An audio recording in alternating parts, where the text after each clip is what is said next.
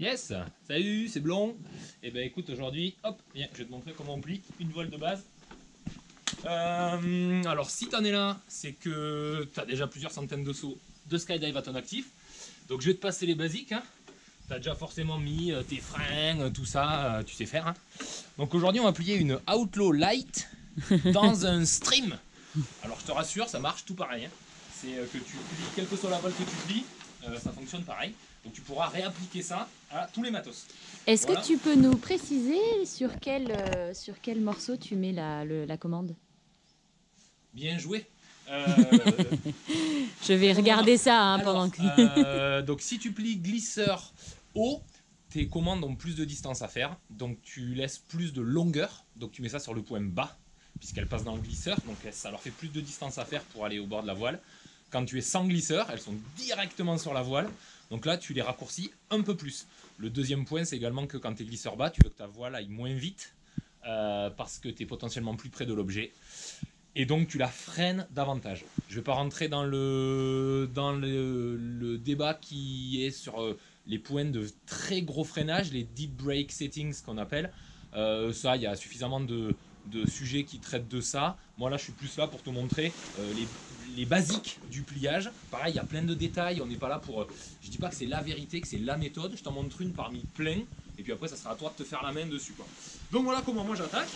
En fait, on va faire un pliage de skydive qu'on va simplement faire adapter aux bases. Mais ça reste totalement un pliage de skydive. Donc là, tu fais exactement comme en skydive, en fait. Donc tu prépares ta voile à l'épaule. Hop, voilà. Donc ça, il sait faire, donc je peux éteindre. Non, non, vas-y. Non, non, vas-y, filme. Ok, vas-y. Tu peux te rapprocher. Hop. Bah non, sinon je vois pas tout. Voilà, il ne faut pas besoin de tout voir, au contraire, approche-toi, on va voir les détails. Tac, tac, tu mets tous tes caissons, comme d'habitude.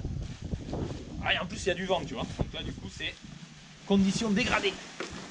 Hop. Et ensuite, viens par là. Là, c'est important. Hop. Voilà, là, on va bien séparer, comme en skydive. On va faire nos panneaux. Hop. Mais toujours en gardant bien, viens par là. Hop, tu vois, avec les suspentes au centre là, hop, tu les tiens avec ton pouce, tu les tiens avec tes doigts là, tac. Tu prends tes suspentes, tu les mets bien au centre pour chaque panneau. Hop, panneau suivant, je prends les suspentes, je les tiens bien au centre. Je fais mon petit panneau. Et là, premier secret, premier tips, celui-là, hyper important. Regarde, avant d'attaquer la suite. Hop, tu viens aplatir tes panneaux sur ta cuisse. Hop, comme ça, là, tu viens chasser l'air, tu viens les former. Là, tu as formé 3 panneaux aplatis sur ta cuisse. Hop, stabilisateur. Les freins qu'on préforme. Hop, les panneaux de frein. Voilà. Tac. Voilà. De toute façon, là, je peux pas en faire plus. Donc, ça sert à rien d'aller plus loin. Ils vont se défaire. On va faire l'autre côté. Moi, pour me simplifier la vie, je bascule la voile sur mon autre épaule. Hop, on repart. Là, il va y avoir 1, 2, 3 panneaux. Ok, comme ça, je suis sûr de ne pas me tromper. Tac. Là, je forme le panneau. C'est pas la peine de trop l'écarter, sinon tu vas défaire l'autre côté, ça serait dommage. Hop, toujours bien tenir les suspentes au milieu avec tes doigts là. Je rappelle, la main.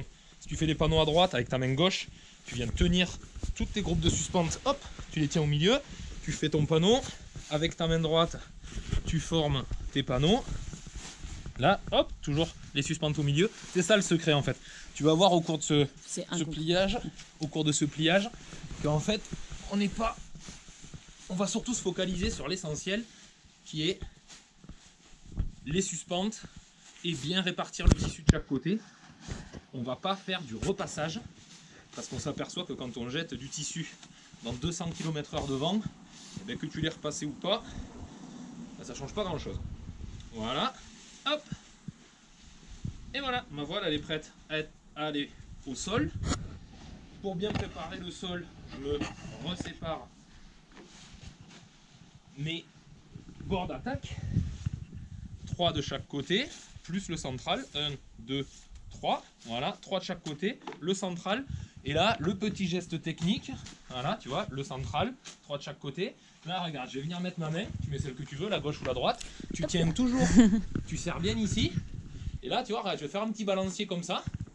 Et au moment où je vais pousser le balancier, je vais me baisser et poser ma voile.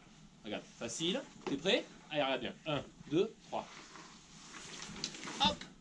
Là, je viens bien rassembler mes mains et pousser au fond, comme ça je remonte tout. Et là, ma voile, elle est super propre, elle est quasi prête à sauter. Du coup, qu'est-ce qu'il me reste à faire? À vérifier qu'en posant, j'ai pas mis le bordel. Comment on fait ça? Facile. Hop, on a fait 3 panneaux, t'es d'accord? Et bien regarde, il y en a un, il y en a 2 et il y en a 3. Alors pour m'assurer qu'ils sont bien, et bien je passe ma main entre le 1 et le 2, j'aplatis, ok. Entre le 2 et le 3, j'aplatis. Le 3, je l'aplatis aussi. Voilà. Et là, j'ai 3 beaux panneaux aplatis. Et même si ton tissu il a vomi un petit peu, le fait de faire ça, ça va le remettre. Alors, tu peux tirer les patelettes et tout ça. Il y a plein de techniques différentes. Là, tu as les petites patelettes ici. En fait, on s'aperçoit surtout que quand tu filmes ta sortie, ton ouverture en caméra arrière, en fait, ça change pas grand-chose. Que tu passes une demi-heure à repasser ta voile ou pas. Donc, on continue. Le stabilo, tes bords de fuite que tu as déjà préformés. Tu viens les aplatir proprement. Petite précision, hein, le stabilo, c'est la couture qui vient dans l'axe des suspentes. La couture ici, pas la couture de couleur. La vraie couture de tissu. D'accord? Donc, on continue avec les bords de fuite. Voilà. Là, c'est ceux que tu n'as pas pu former debout parce que tu avais le poids de ta tail pocket. Donc, hop, tu viens finir de former tes bords de fuite. Moi, perso, j'en laisse un avant le caisson central parce que de toute façon, il va se défaire après. Donc, c'est pas la peine de le faire. J'aime pas que ça soit trop gros. Je veux que mes bords de fuite ils soient bien au milieu pour pas qu'ils viennent vomir autour pendant l'ouverture et faire potentiellement des coiffantes. Donc, qu'est-ce que je fais? Je vais les rétrécir un petit peu pour qu'ils soient bien au centre et qu'ils soient bien, qu'ils bougent pas, qu'ils soient contenus au centre.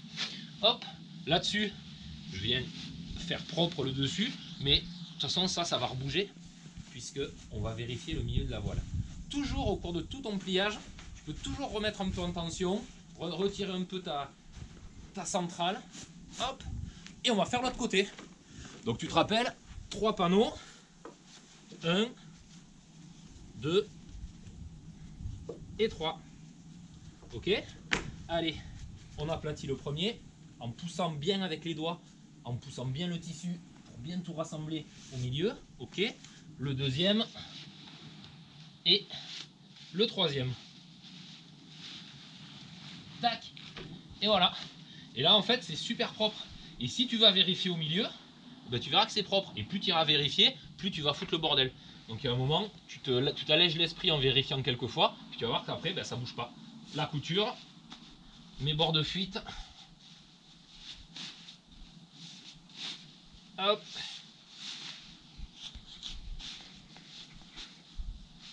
Voilà. Le dernier, je te rappelle que je le fais pas. Hop. On vient réduire, facultatif à ça, c'est perso. Je viens réduire mes bords de fuite. Hop. Voilà. Et là, eh bien, regarde, tu peux constater qu'on a une voile qui est propre, à plat, les suspentes tendues. Qu'est-ce qu'il nous reste à faire? Et bien là, on va aller vérifier que les suspentes, parce que plus que le tissu, hein, c'est les suspentes qui sont importantes. On va vérifier que tout est bien centré. Donc, mon glisseur, ok, il est en haut, il est propre, tout est comme il faut. Mon caisson central, c'est lui qui va prendre le vent. Donc, je peux le remonter un peu, histoire de bien tendre tout le tissu. Donc là, je viens remonter du bord d'attaque vers le bord de fuite. Tu vois, ma main, je pousse dans chaque caisson. Ok. Et maintenant, les suspentes. Alors, les suspentes, eh bien, regarde, elles sont là. Et là, il y en a 4. Donc là, il faut que tu apprennes à compter jusqu'à 4. Absolument à chaque fois. 1, 2, 3, 4. Ok, elles sont là. Les autres, tu n'as pas besoin les autres, elles sont forcément ici. Hein. Elles sont tellement près du glisseur que de toute façon, elles ne vont pas bouger. Donc tu peux vérifier, mais elles ne vont jamais bouger parce qu'elles sont trop près du glisseur. C'est elles qui ont tendance à partir. Les C, les D, les freins qui ont tendance à s'écarter. Donc on va vouloir les rassembler un petit peu. Donc tac, et là regarde, en fait tu t'aperçois que c'est déjà propre en fait. Donc tu vois, tu peux venir reformer ici tes panneaux, mais tu n'as pas vraiment besoin parce que c'est déjà propre. Là regarde, hop, 1, 2, 3, 4, important, hop, et à chaque fois tu pourras remarquer pour t'aider qu'en partant de ta suspente, tu as toujours une couture qui part ici. Et bien tu vois, c'est elle qui va former le pli. Donc ça peut te servir de référence si tu as besoin de faire ça. Ok. Maintenant, il nous reste les freins. Ok, qui sont ici. Pareil, je les prends. Hop, c'est propre. C'est rassemblé ici. Je peux venir refermer le petit panneau ici. Voilà. Ok. Là, ce côté-là est bon. On check de l'autre côté. 1, 2, 3. T'as vu? Piège. Elle est où la dernière? Eh ben elle est là. 4. Voilà, il faut toujours qu'il y en ait 4. Tac. Tu peux repousser un peu le tissu pour faire propre. 1, 2, 3, 4. Ok. Toujours la couture dont je t'ai parlé. Voilà. Mes freins. Ok. Hop. Et voilà. Et là on a une voile qui est super propre et qui est prête à sauter. Maintenant, un point essentiel qui n'existait pas avant et qui existe aujourd'hui sur le glisseur. Là, tu mets bien ton glisseur en croix, hein, mais ça va de soi, c'est du skydive. Hein, ça, à nouveau, je t'apprends rien. Donc, hop, ton glisseur bien en croix. Et puis là, quelque chose qui n'existait pas, ouais, tu vois, tu mets dans le panneau du milieu. Un truc qui n'existait pas avant, c'est ça. Ça, c'est top. Donc, toutes les voiles Squirrel en ont de standard. Si ça n'en a pas, tu peux toi t'en faire coudre une, en coudre une, bref, tu te démerdes. Ça s'appelle une slider gate. Et ça, c'est essentiel. Pourquoi? Parce qu'avec ça, tu vas diviser par 10 ton risque de coiffante. Donc, si tu n'en as pas, il existe d'autres méthodes. Je te laisse chercher sur Internet. Hein. Mais globalement, ça, c'est vraiment la base. Qu'est-ce que je mets? Moi, je mets un demi-élastique. Donc, un élastique que j'ai coupé dans le sens de l'épaisseur. Comme ça, j'ai qu'un demi-élastique. Ça suffit. Il n'y a pas besoin de mettre plus. Et là, je vais venir mettre des suspentes. Encore une fois, il y a plusieurs méthodes. Elles fonctionnent toutes. Tu peux mettre que les freins. Tu peux mettre les freins plus les dés centrales. Ou tu peux mettre les freins plus toutes les dés.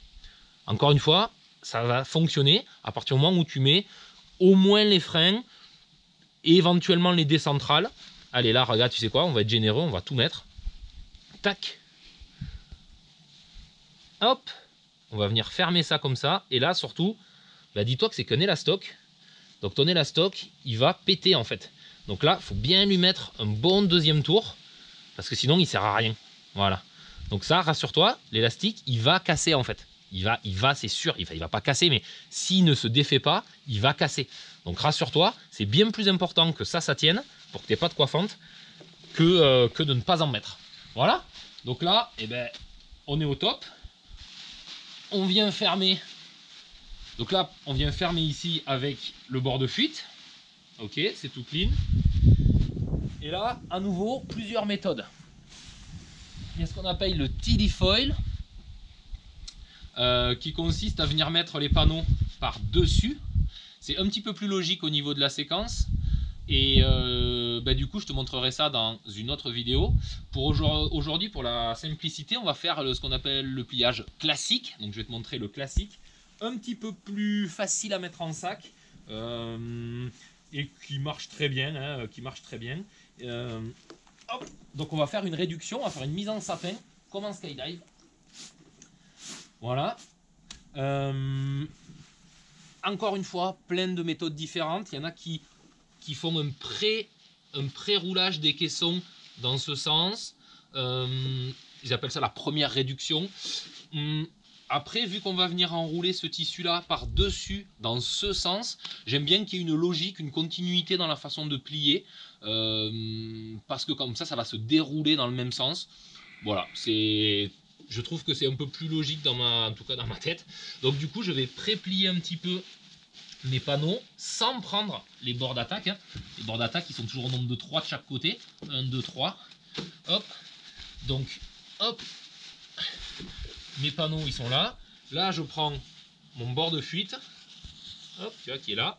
Tu pars du bord de la tail pocket. Et tu viens enrouler à la largeur de la tail pocket. Bien sûr, toujours sans prendre les panneaux. Ce que j'aime bien faire, c'est appuyer avec mon bras ici. Parce que ça évite que le tissu il bouge dessous. On s'est quand même pas fait chier à tout plier propre pour que derrière on foute le bordel en faisant cette manip là. Tac. N'hésite pas à passer tes doigts là dessous, tu vois, faut bien l'enrouler propre. Ta référence, c'est ta couture centrale. Une fois que tu as plié ça, bah, tu viens caler avec ton coude, parce que sinon, qu'est-ce qui va se passer? Bah, quand tu vas tourner de l'autre côté, ta couture centrale, elle va se barrer. Donc, hop, petit pré-enroulage, toujours 1, 2, 3 panneaux, hein, 3 bords d'attaque. Hop, petit pré-roulage et réduction. Voilà, je te parlais du coude qui tient, ça c'est la base. Tac, un petit coup sur la drisse centrale, tac, toujours, ça permet de retendre au milieu. Il n'y a pas de limite à ça. Voilà. Ah, aussi, les pinces. Si tu veux mettre les pinces, c'est le bon moment. Tac. Voilà, si tu te le sens sans pince, c'est comme ça. Si tu veux mettre les pinces, bim, c'est maintenant que tu les mets. Alors je te montre avec les pinces, comme ça. Au moins, tu verras à quoi ça ressemble. Tu peux en mettre 2, 4, ouais, 6, ça sert à rien. On va s'arrêter à 4. Tac. Voilà. Je te montre en détail. Tac. Regarde. Hop. Avec le petit préservatif de pince, hein, facultatif, mais c'est top. Voilà. Capote de pince. Voilà. Entre nous soit dit, ça c'est vraiment les meilleures pinces du monde pour plier, quoi. Mais vraiment. Et puis elles valent 5 €, quoi. Donc voilà. C'est super mal cadré, hein, pardon à vous. Hop. Tac. Et voilà. Là on a ce qu'on appelle la Raymanta. Et donc cette Raymanta, on va venir bloquer les bords d'attaque. Là je te montre la technique du pouce. Après, alors c'est pas le pouce indien de Nandian dans la ville. Regarde, t'as tes 3 bords d'attaque. Tu prends ta main comme ça. Hop, rapproche-toi parce que attention là je sais que je vais en perdre 2-3 là. Regarde ma main. Hop, je la glisse dessous comme ça. D'accord, hein, le pouce dessous, la main dessus. Et là, hop, là, regarde le geste magique. Tac. T'as vu comme c'est beau? Pile poil. Allez, je te le refais de l'autre côté parce que là, je sens que là déjà, tu t'es fait des nœuds au cerveau. Regarde, la main à plat, ok. Voilà, regarde. Pouce dessous. Hop, main dessus. Et là, regarde-moi cette beauté de pli là. Tac. Et là, avec ta main, tu viens l'aider un peu. Hop. Merveilleux. Là, tu utilises tes pinces à y être, puisque tu as mis des pinces. Si tu n'en as pas mis, c'est très bien. Hein, mais si tu as mis des pinces à y être, tu viens fermer la beauté des plis que tu viens de faire à y être. Hop, tu noteras toujours la couture centrale bien symétrique. Hop, et là, on est prêt pour le lovage. Avant de faire le lovage, vu qu'on va ramener le sac, tu enlèves le poids que tu as mis dessus, ou le cas échéant, ton attache. Hein, voilà, on est d'accord. Quitte à retourner à la voile, bah, tu repars pas à vide, hein, à y être. Du coup, tu en profites pour faire une petite vérification que ça n'a pas bougé. Tac. Voilà, c'est parfait. Et là, je te laisse une seconde parce que je vois que le facteur vient d'arriver. Donc on se retrouve dans une petite seconde. Allez, bisous. C'est reparti. C'est reparti. Alors, on a été, oui, le lovage. Hop. Voilà. Donc là, on a checké. Petite information aussi, là, au moment où tu arrives là, ta tail pocket, elle est ouverte de ton saut précédent. Bah, c'est qu'il y a eu un problème. C'est-à-dire que les velcros sont défaits et que tu as un gros tas de pu qui est sorti de ta poche au lieu d'avoir les suspentes qui se délovent. Donc dans ce cas-là, tu dis hop, hop, hop, hop, hop, il y a un petit souci. Soit c'est que tes velcros ils sont morts, soit c'est que tu as fait une merde, une clé dans ton lovage. Donc pense-y, ta tail pocket doit toujours être fermée après ton saut. D'accord? Allez, on va se faire notre lovage. Tac. Donc là, logiquement, tu ouvres ta tail pocket avec délicatesse, hein, parce que c'est des velcro, il y a des coutures. Si tu n'as pas envie de passer ton temps à devoir recoudre ça, voilà. Tac. Là, on va faire une boucle très importante qui a pour intérêt d'éviter que le glisseur ne descende avant que ta voile commence à s'étaler. Parce que qu'est-ce qui se passe, c'est que le glisseur, son utilité, il est vraiment utile et efficace sur les 30 premiers centimètres de la descente. C'est là où vraiment il bloque la voile. Que je vois un peu. Donc là, je fais un tour et regarde, je vais en faire un deuxième. D'accord. Voilà, donc là, je fais 2 tours. tac, sur une boucle qui fait bien la longueur de ma main au minimum, d'accord, hein. Voilà, donc 2 bons tours. Si là ton élastique, s'il pète, qu'est-ce qui t'arrive?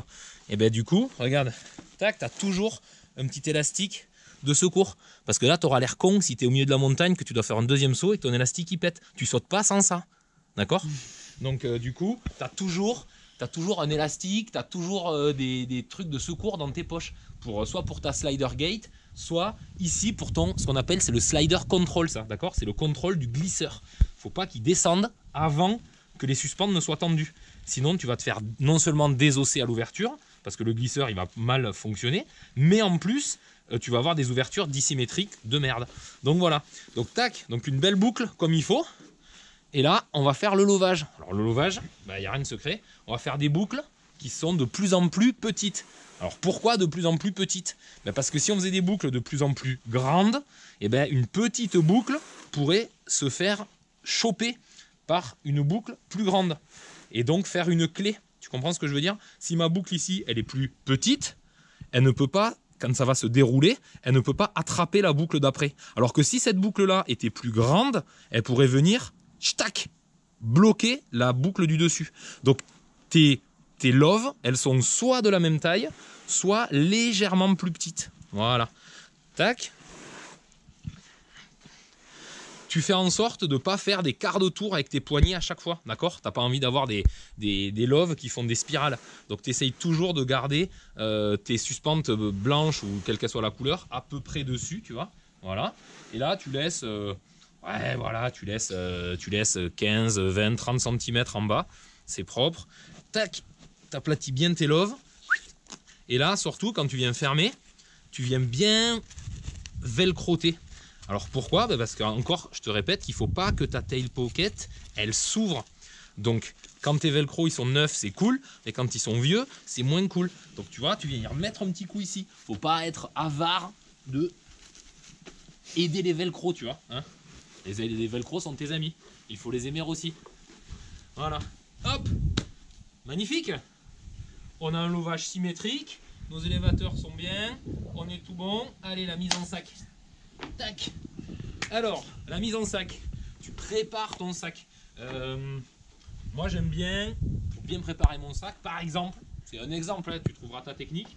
Hop, tu vois, je viens de caler délicatement mon pied ici. Là, ça me permet là, de venir, hop, sans rien me faire bouger de là. Ça me permet, par exemple, là, de venir placer mon rabat supérieur. Ramener un peu mon sac, tu vois, de venir préparer pour que quand ça, je vais venir le mettre dessus, et ben après, je ne sois pas obligé de tout rebouger. Tu vois, si là par exemple j'ai une wingsuit, bon, bah, t'es obligé d'avoir une wingsuit. Si tu as une wingsuit, tu vois, je la tire un peu, je prépare. Le but c'est que ça va être une fois que ça soit posé, bah, après je ne foute pas le bordel en bougeant. Le minimum de mouvement sera le mieux. Comme quand tu plies ta voile et que tu fais pas la peine d'aller vérifier partout pour tout bouger, quoi. Voilà. Tac, tu as déjà mis ta drisse, hein, évidemment. Encore une fois, des drisses, en a plein. Parce que pareil, bah, si tu la perds, tu as l'air con. Donc toujours des drisses, des élastiques. Voilà, tu n'es pas sur une DZ là, donc tu as intérêt à avoir ton matos et être autonome et responsable. Tac, allez. Là, ce que je fais, je prends ça par exemple, pour pas que ça bouge. Là, je tiens. Je viens prendre ça comme ça. Ça, je tiens tout, il n'y a rien qui bouge. J'en profite pour tenir un peu mes panneaux. Hop, et là, regarde, la magie opère. Tac, et je viens caler ça sur le bas de ma couture ici. Tiens, tac, le bas du sac. Voilà. Bon là c'est facile, j'ai les pinces. Quand t'as pas les pinces, t'as intérêt à moins foutre le bordel. Là, tu mets un petit rab, tu remontes un petit peu tes élévateurs. Pourquoi? Parce que t'as pas envie que ça soit trop court et que ça déforme ton sac. Donc tu mets, tu vois, tu remontes un petit peu tes élévateurs. Hop, pareil de l'autre côté. Ok. Et là on va faire un pli au niveau du loop fond de sac. Je pars du principe que tu as un loop fond de sac, la plupart des sacs ont ça. Voilà. Là, si t'as pas les pinces, tu viens mettre ta main ici, tu viens bien bloquer, bien tout aplatir. Bon là encore une fois j'ai les pinces, c'est vraiment très facile. Tac, tu vois mon loop il est là. Hop, là les pinces j'en ai plus besoin. Tac, voilà. Là c'est impeccable. Regarde le caisson central, bah, il est au centre. Hein. De toute façon tu voulais qu'il aille où? Voilà, tu viens coiffer un peu, ça évite, ça tient la voile, machin. Toi tu la réduis un peu. Vraiment, il ne faut pas qu'elle soit plus large que le sac. Tac. tu viens faire ton deuxième pli. Le deuxième pli légèrement plus haut que le bas, d'accord? Tu vois, regarde, il y a 3 cm là, 4 cm, tu vois. Tac. Là, les pinces, il n'y en a plus besoin non plus. De toute façon, tu les as sûrement déjà pas mises. Hein. Hop, voilà. Ta drisse d'extraction qui est bien là au centre. Tac. Et voilà. Là, tu viens chasser l'air au cas où il en reste. T'en profites pour venir fermer ton rabat du haut. Voilà, tout est bien contenu. Voilà, et là, moi ce que je fais, c'est que je vais bien tout tenir avec mes genoux. Donc là, tu vois, là je viens de fermer ça, regarde. Hop, là je viens de caler. Là j'ai les mains libres. Là je profite d'avoir les mains libres et ça peut pas bouger, tu vois, j'ai plus de pince mais ça peut pas bouger. Là regarde, je vais venir enrouler un petit peu le rab. Tu vois, comme quand tu fais ta mise en pod en skydive en fait. Tiens, regarde, là tu vois tout le rab, hop, je viens bien mettre ça à la bonne largeur du sac. Là, je viens fermer ce rabat. Et là, tout de suite, regarde le genou. Et tac, c'est coincé. Du coup, j'ai de nouveau les mains libres. Et ça bouge pas. J'en profite pour venir fermer ce qu'il faut fermer. Vraiment, le but, c'est de te simplifier la vie sans que ça bouge. Donc là, hop, tu viens de tirer ton premier rabat.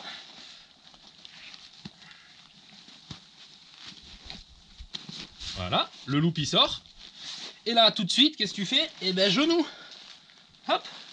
Genou, hibou, chou, caillou. Voilà. J'ai de nouveau les mains libres. J'en profite pour venir enrouler proprement à la bonne largeur. Tac. Et là, tu vois, regarde, c'est super propre. Tu vois, on voit ma couture du bord du sac là. C'est à la largeur de la taille pocket. C'est tout clean en fait. Et là, deuxième rabat. Hop. Et de nouveau, tac, genou. Tout est calé, tu vois, il n'y a rien qui bouge. Tu viens fermer ça. Hop.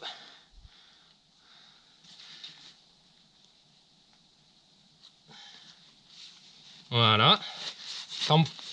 Tu cales tout bien. Tu vérifies qu'il n'y a pas de tissu qui sortent par là. Hop. Et bim, coup de boule. Hop. Là, ton aiguille. Alors pareil, il y a plusieurs méthodes hein, de sens de l'aiguille, de mettre le petit rab de drisse, de comment tu mets le fusible. Je suis pas là pour rentrer, je suis pas là pour promouvoir une méthode plus qu'une autre. Je te montre la mienne. Et puis après, ça sera à toi de te faire ton idée. Tac. Là, tu fais ça propre. Et là, regarde, on a toujours notre couture centrale. Regarde comme c'est propre à l'arrière. Regarde, viens, regarde. Tu vois ? C'est beau, c'est propre. Tac, là, du coup, tu viens bien repousser. Tu vois, tu peux gratter un petit peu 1 cm si tu as besoin en repoussant vers le haut. Tu viens fermer là. Hop, tac. Ta drisse que tu as jetée pas trop loin. Et voilà, là, un petit conseil que je te donne pour ta fermeture de sac. Tu as vu, en gros, j'ai fermé un côté après l'autre. Là, ce que je te conseille, pour que ça soit plus propre, c'est de fermer d'abord les deux latéraux l'un sur l'autre pour éviter de tirer ta voile d'un côté ou de l'autre. Donc qu'est-ce que j'entends par là? C'est que tu fais d'abord les deux latéraux et ensuite le central. Regarde, tu vois, tac. Là, mes deux latéraux, ils sont superposés proprement. Et là, du coup, maintenant, je vais venir pousser, hop, mon central au milieu. Hop, aiguille, tac. Et voilà, tu fais ton petit rab, ça c'est normal, hein. Pourquoi tu as du rab? C'est pour que ta première aiguille puisse sauter sans que la deuxième bouge. Sinon tu aurais trop de tension avec les deux aiguilles. Donc c'est normal, tu fais un petit pli, et ce petit pli tu le changeras d'endroit tout le temps pour pas fragiliser ta drisse, d'accord? Ça te paraît logique j'imagine. Voilà, là tu as le petit rab de fusible. Hop, tu viens fermer ça.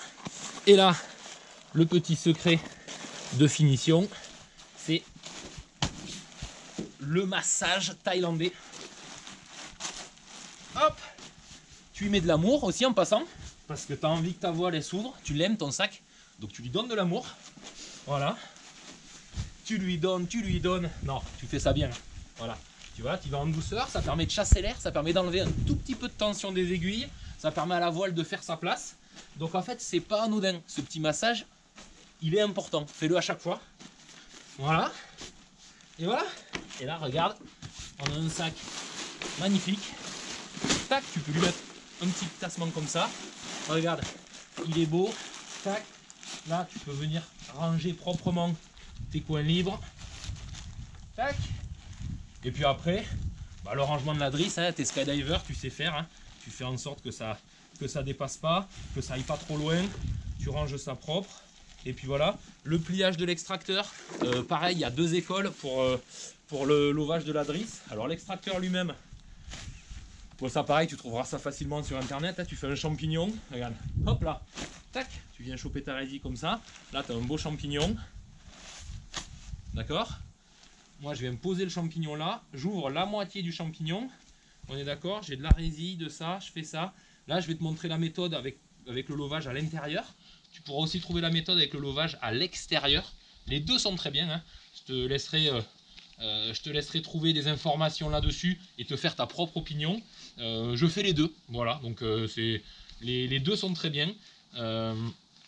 Donc je ne t'influence aucunement dans une méthode ou dans l'autre. Ensuite, je viens chapeauter. Hop, enrouler proprement. Bim. Voilà. Bel extracteur bien dense. Moi je saute en 36 ou en 38 de façon assez universelle. Je trouve que c'est des tailles qui permettent de couvrir quasiment tous les sauts. En glycero. En glycero évidemment. Évidemment. Les genoux wingsuit de toute façon. Hein. Donc voilà, là, pareil t'es grand, je veux dire t'es skydiver. Donc tu sais de quoi on parle quand on parle de glycero, de glycerba, de délai, tout ça. Hop, là tu viens bien aider ton extracteur à aller au fond.